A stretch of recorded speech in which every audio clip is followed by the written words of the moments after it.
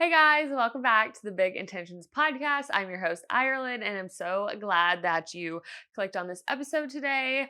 If you're a frequent listener of the pod, it's been a couple weeks, and don't worry, I'm backtracking the episodes because I already had the ideas for these episodes like planned and whatnot. But basically, I was traveling, so I did not pre record, which I definitely should have. So, anyways, we're backtracking. So, we're going to take it back. But really, with this kind of like backtracking situation, I don't really want to be in the current day telling you about like several weeks ago. So, I might do like an update, like what I reflections segment or something in a different podcast episode. But for the next two, you can kind of just expect that these episodes are going to go up this week. Just know that they're, later. So we're not going to do the intentional living or living out loud segments in these.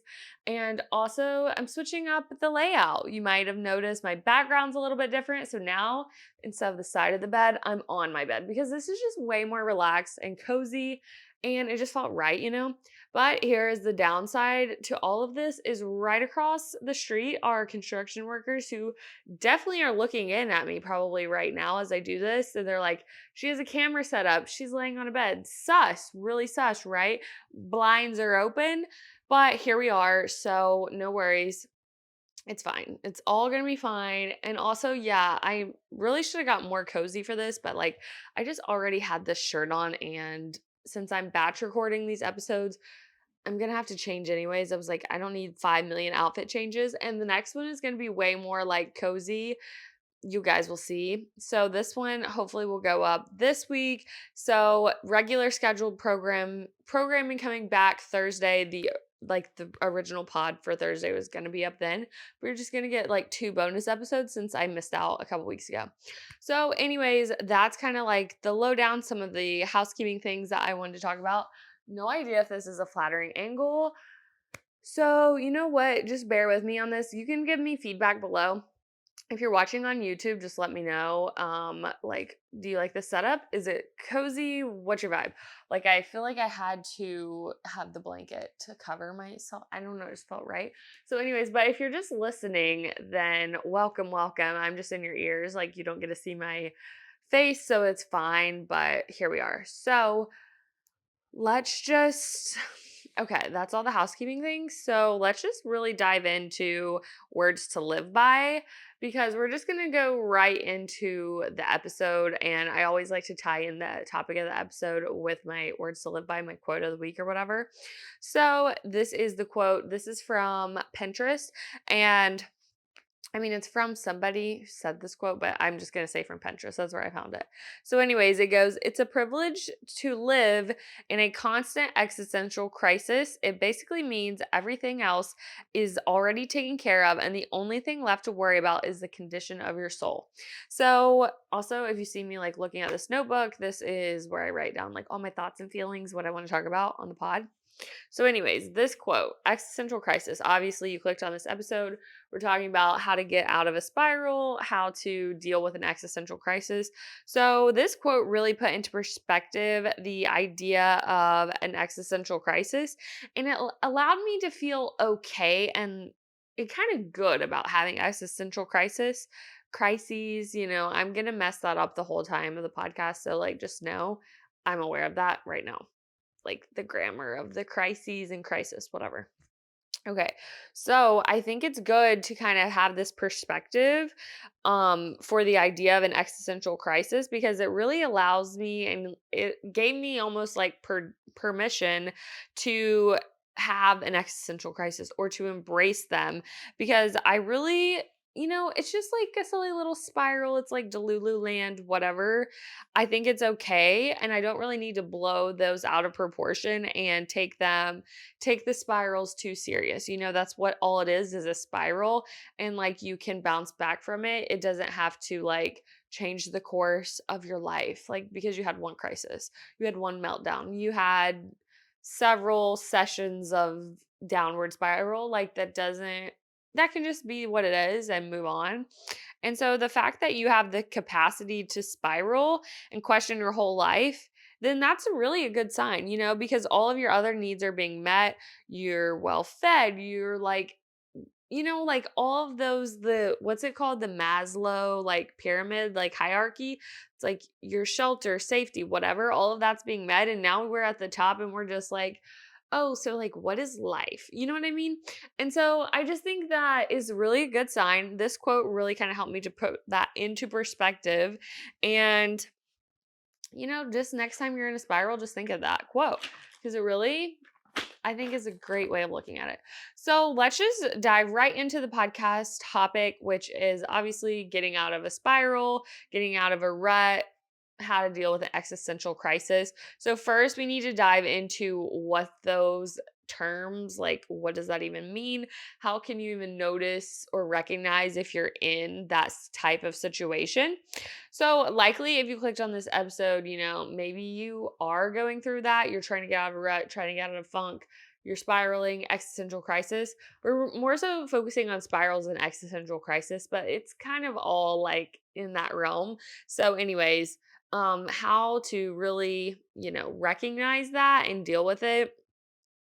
And like I'm saying, if you are clicking on this podcast episode, either you're just listening because you're a supporter and we love that, or you like we're seeking out this topic. So maybe you already know what situation you're in. So this episode was definitely inspired by a recent spiral of mine that I had inside the Atlanta airport. Like, that's gorgeous. We love that. We love an airport spiral. Like, you can get really existential on an airplane when you're literally floating through clouds. You're just so disconnected from Earth. You're like not grounded literally at all. It can be tough. It can be quite the mind game going on up there in the sky. So, this concept of an existential crisis is actually something that I feel like a couple years ago, I would regularly get them. Like, it was like clockwork. I was getting, or I was having an existential crisis of some kind, like really true. What is the meaning of my life, my identity? Like, what is going on?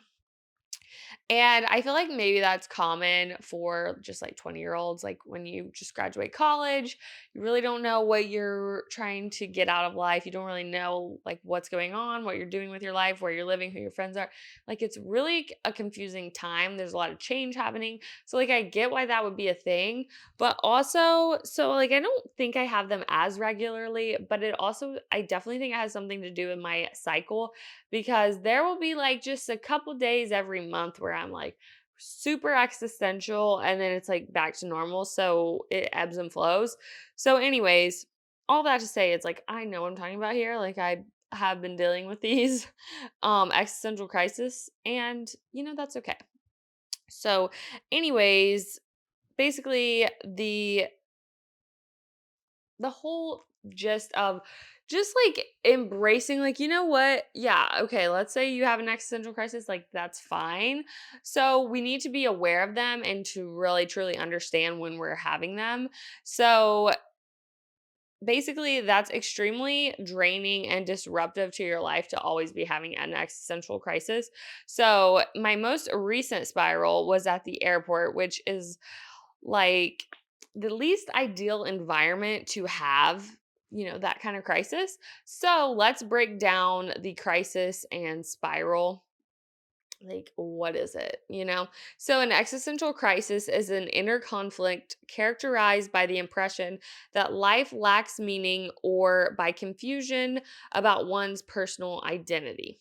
So it can either be kind of like small fish, like big pond kind of concept, like, what is my purpose? Trying to find your identity. Or it can just be kind of like looking out, you're staring up at the stars, like, what does this little speck, me here on Earth, like, we're literally floating on a rock, And I would always say that as like a way of coping with something bad happening. Like, a lot in college, when you're literally grinding, doing this calculus problem, and it's like, for what? We're literally floating on a rock. So that's when I feel like the existential crisis start to come on, times like that. So let me just set the scene for you. and about my most recent spiral at the airport because I feel like I'm extra prone to an existential crisis when I'm traveling because you're limited on what you can do in the airport. You're trapped inside this building, like you literally have no access to the outside world. You can't even go outside for a breath of fresh air. And I'm usually traveling alone, so it's hard to like kind of get out of my head when that's the case. You can't really call people at the airport, it's too loud. Like there's just like so much going on. It's can be really like overstimulating, or if you turn inward, it's almost scary because you're like I said, like small fish, big pond. So anyways, um usually I'm traveling alone, so like I get really in my head, and all I really have the ability to do is like overthink at the airport and people watch. So a few weeks ago, I was in Atlanta and, really just questioning my life. Like, what's my purpose? What am I doing? Like, thinking about career, whatever, like all these things. There's just like all the questions start popping up.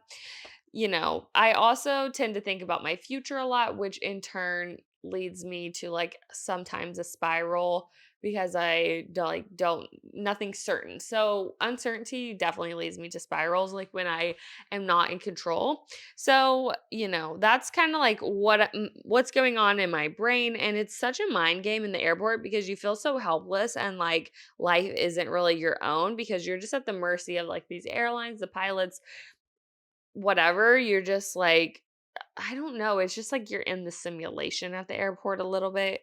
And so I just really feel like helpless. And I feel like it's just such a bad combination of things going on. And that's what leads to the spirals for me at the airport. So that's kind of like me just kind of setting the scene, the definition, and then me like talking through what's going on in my head when I'm spiraling or having an existential crisis.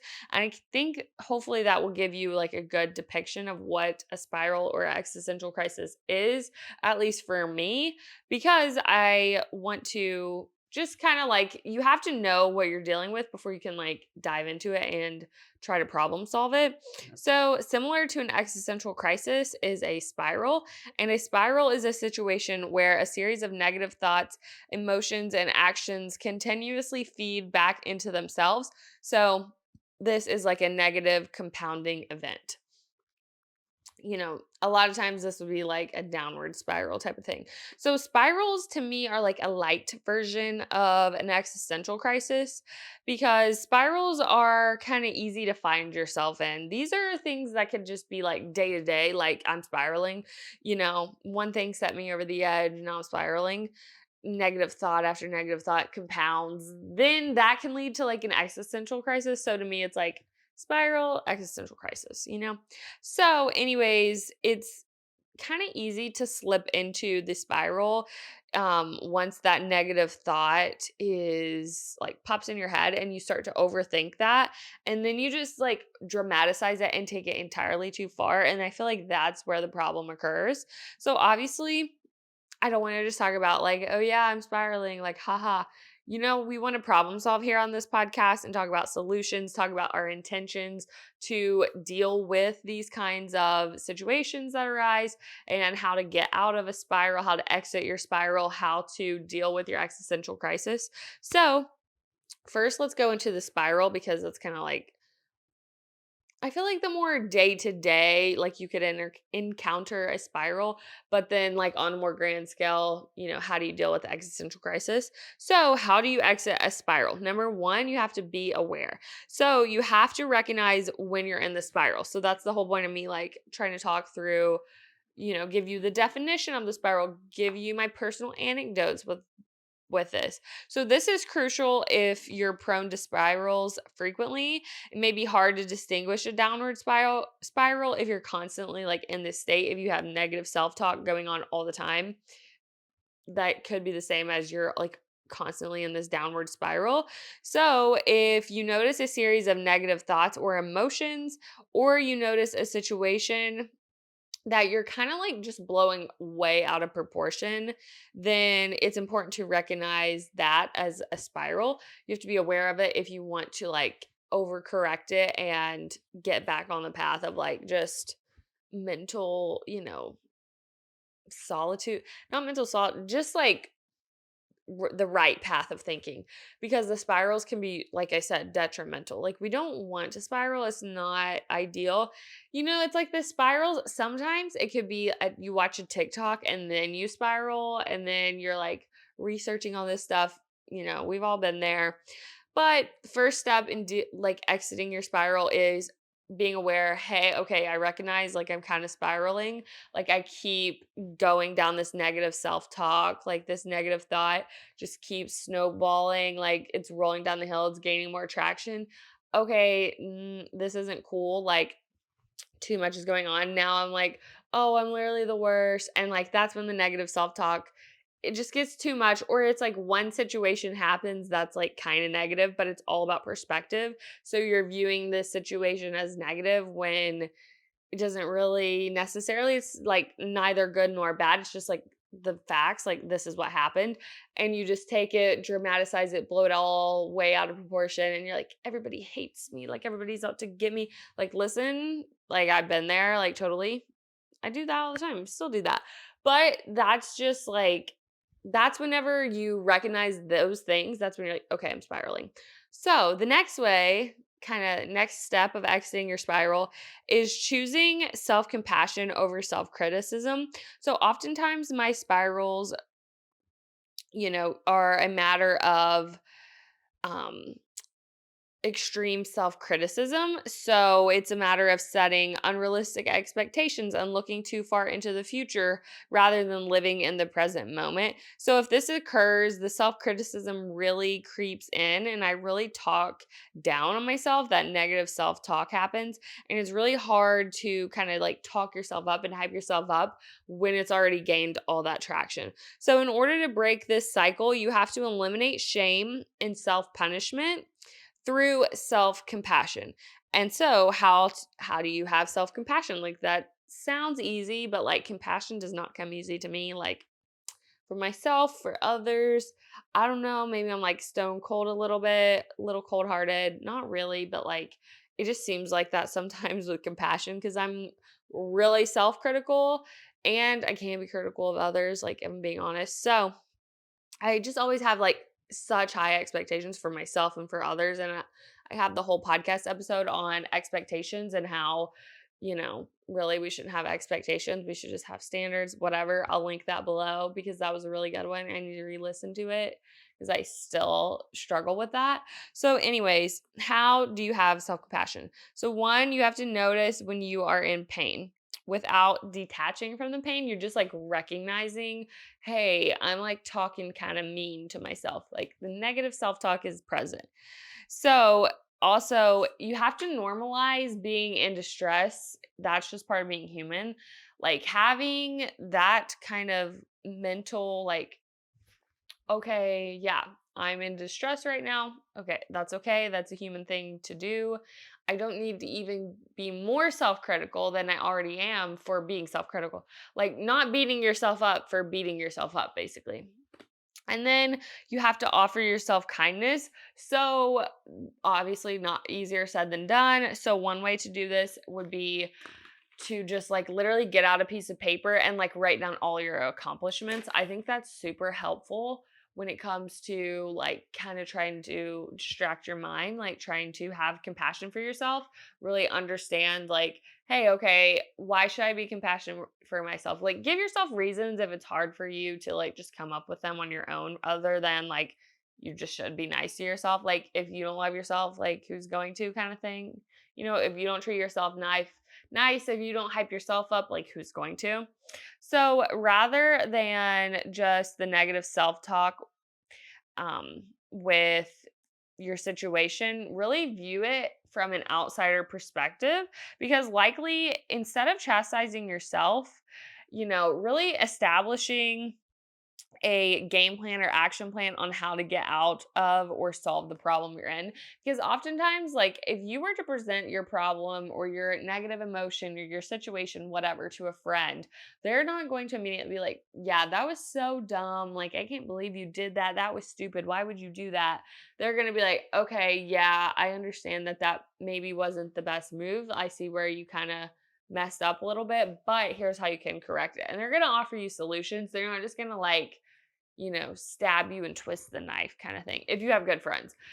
So trying to like remove yourself from situations and viewing them from outsider perspectives kind of helps you to have that self-compassion. So, the next step in exiting your spiral is disrupting the thought pattern. So, movement is a great disruptor, and I love to try to get outside when I'm spiraling. Even like if this is like an anxious thing for you, your spiral, getting outside, movement, going to a workout class, just maybe it's just getting in your car, going for a drive, changing your environment. This is always huge for my mental. Also, taking a shower. It's always a good like cleanse of the body, cleansing your mind because I feel like when you get in the shower, you're just like in there doing the things like body wash, shampoo, conditioner, whatever, and like your mind isn't going to the deep dark places typically.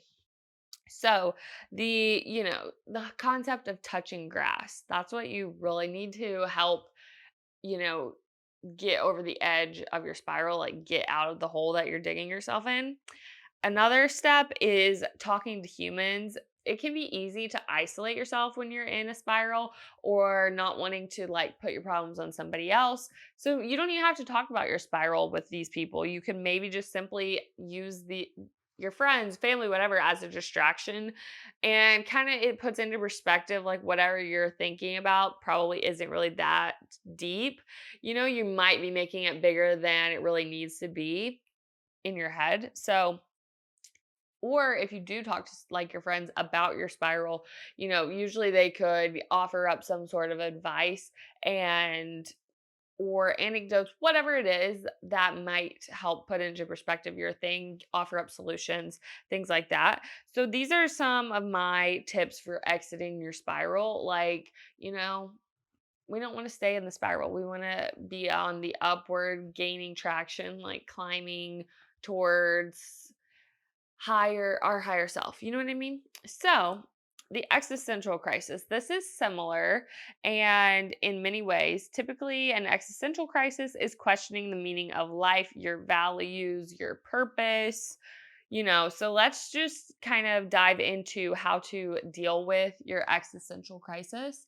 And I'm trying to see how much time, how long I've been rolling. It's so far away when the camera is all the way at the end of the bed. But, anyways, so let's discuss this. So, number one is to find joy in the small things. So, things like practicing gratitude, practicing mindfulness.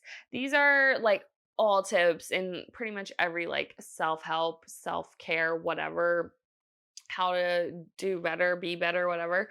But it's really true. Like just the other day, I haven't really been journaling as much. So that's on me. I need to do more like journaling because it's so therapeutic.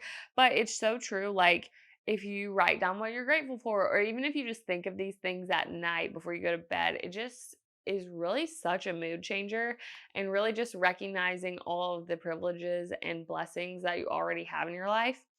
And also with mindfulness, being present in the moment, that's really helpful to me because usually my existential crisis are it's like so big and broad and like usually so far in the future and it's not really about me right now. It's not really a problem I can solve right now. So it's like this leads into the next way to deal with your existential crisis is focusing on what you can control.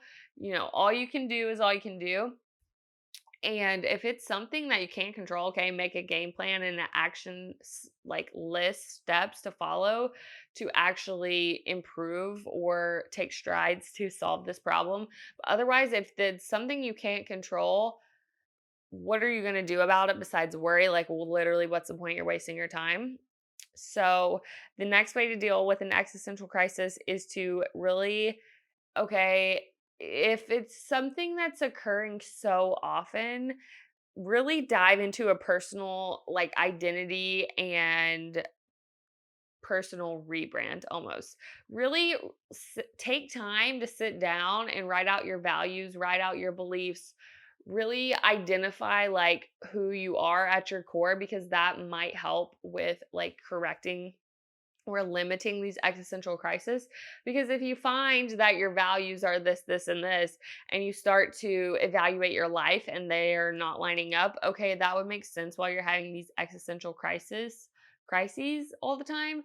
So then really start to take your vision for your life, take your um beliefs and your values, and evaluate your life. How can you implement these things into your life? What are the things you're doing that uphold these values?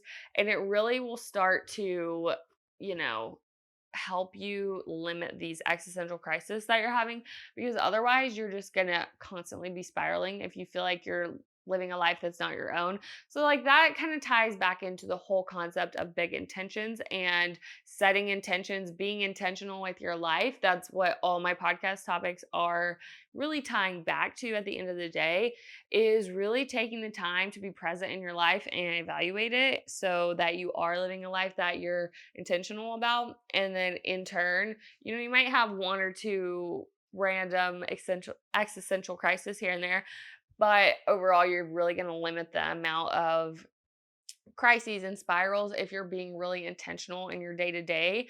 And it really takes maybe a personal rebrand or like an identity check of like, okay, who am I? Who do I say I am? How does that measure up to how I live my life?